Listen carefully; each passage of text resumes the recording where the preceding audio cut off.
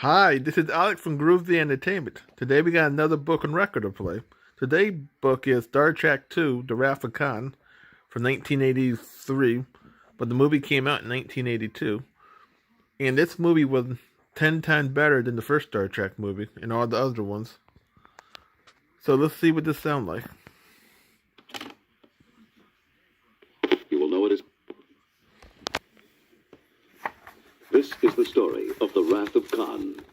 You can read along with me in your book. You will know it is time to turn the page when you hear the communicator beep like this.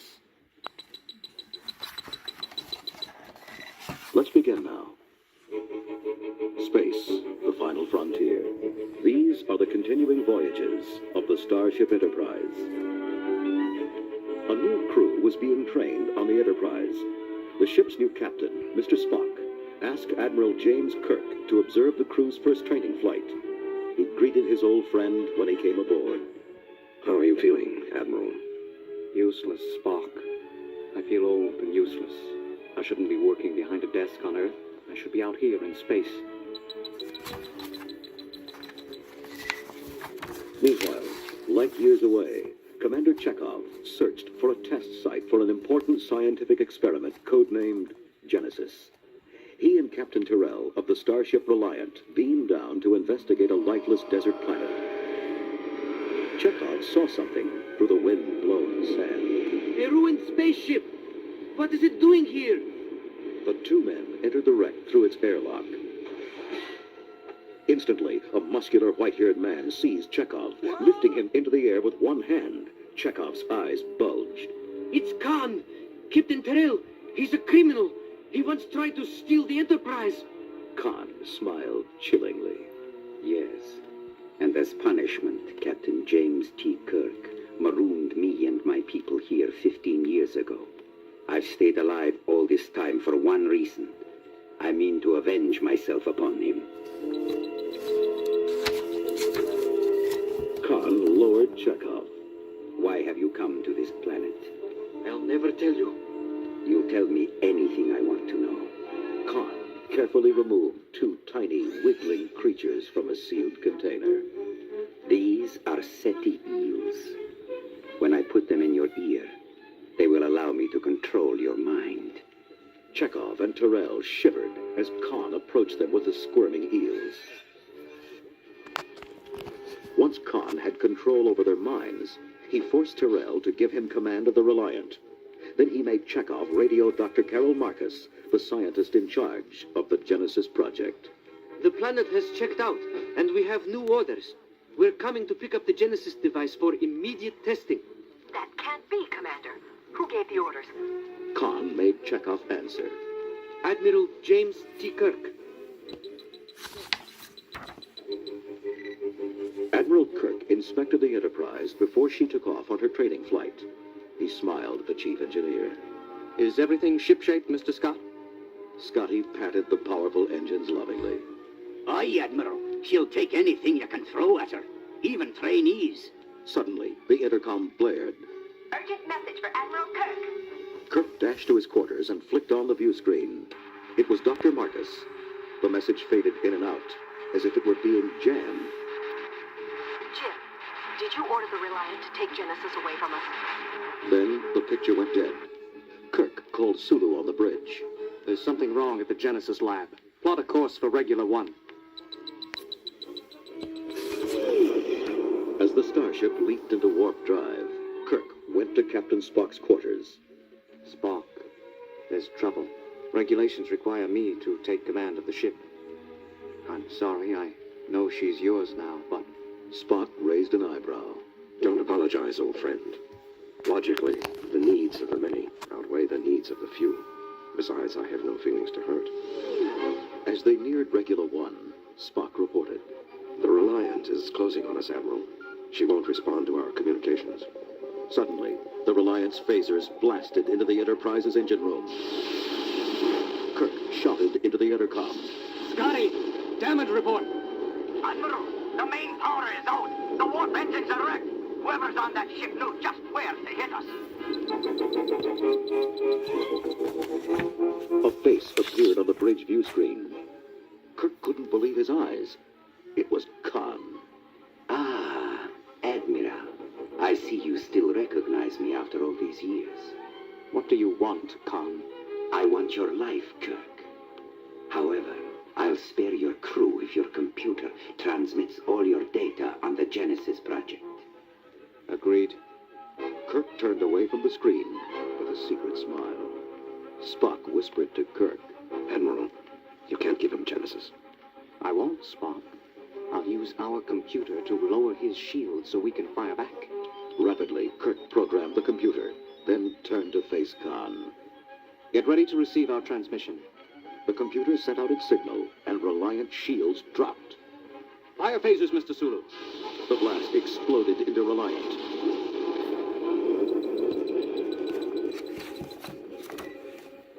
Heavily damaged, Khan's ship had to retreat into space, while the wounded Enterprise leapt onwards towards the Genesis lab orbiting Regula 1. Commander Uhura tried to contact the lab, but the only response was an eerie silence. Kirk made a decision. Khan's been there. I'm beaming down. Dr. McCoy, come with me. People may be hurt. Mr. Spock, the ship is yours.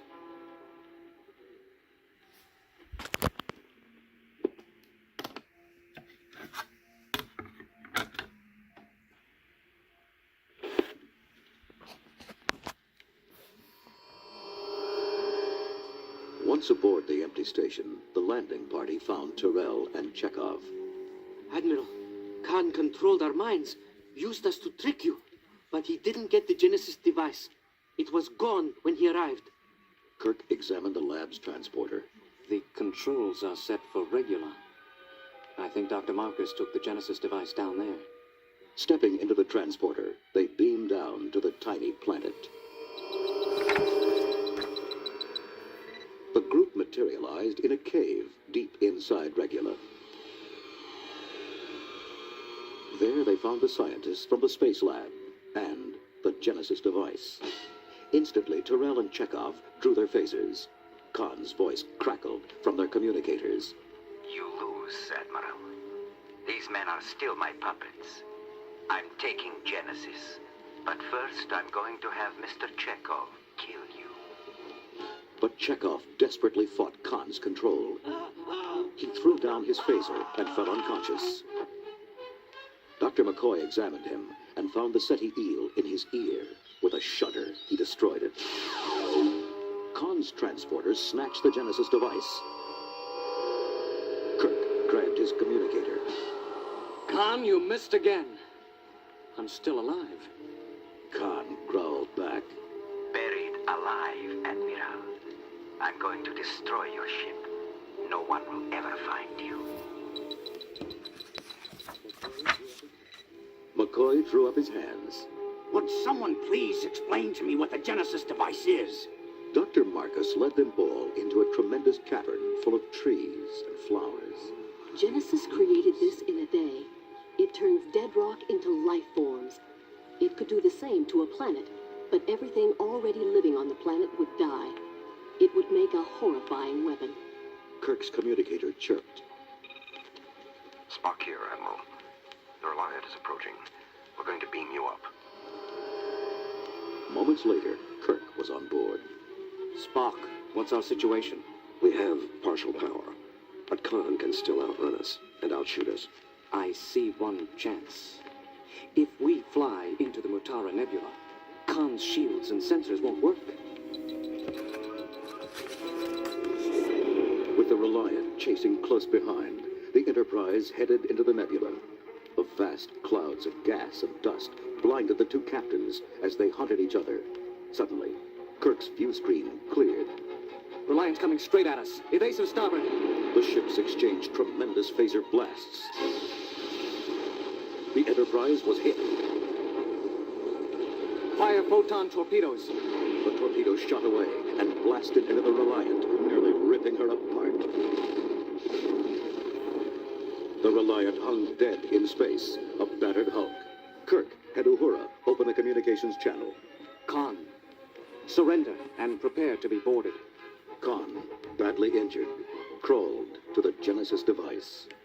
No, Kirk. The game's not over. To the last, I will grapple with thee.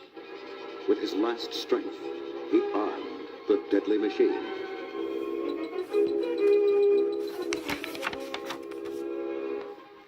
Spock checked his instruments.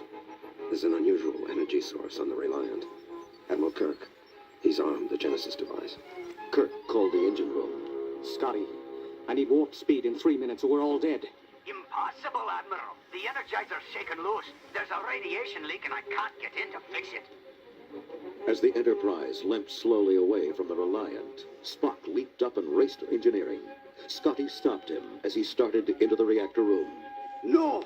The radiation is too strong. It will kill anyone who goes in there. Pushing Scotty aside, Spock rushed into the deadly room and began the necessary repairs. Kirk couldn't take his eyes away from the burning Reliant. We aren't going to make it. Status report, Mr. Chekhov.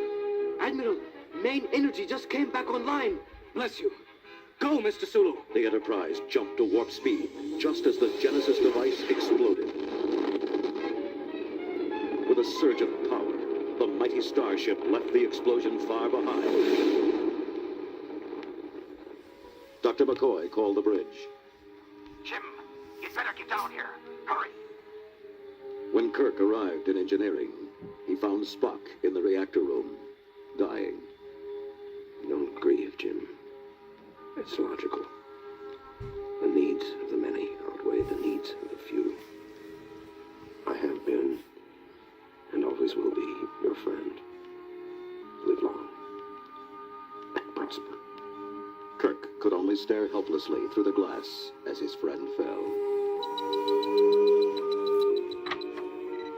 The casket containing Spock's body was shot into space. It landed on the new planet, created by the explosion of the Genesis device. As the Enterprise pulled away toward home, Kirk gazed back at his friend's resting place. Dr. McCoy turned to him. You okay, Jim? How do you feel? Kirk thought about the new planet, bursting with new life and new possibilities. He smiled. Young. I feel young.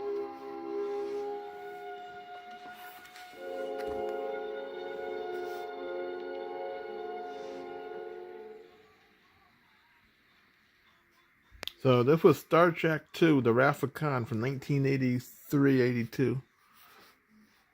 And this was a Spock last picture, the guy that did Spock. He didn't want to do no more Star Trek movies. But they did pay him to do the Star Trek 3 movies. They paid him a lot of money to come back. So please like, subscribe, share, and comment, and have a groovy day. In our next book is Star Trek 3, The Search for Spock.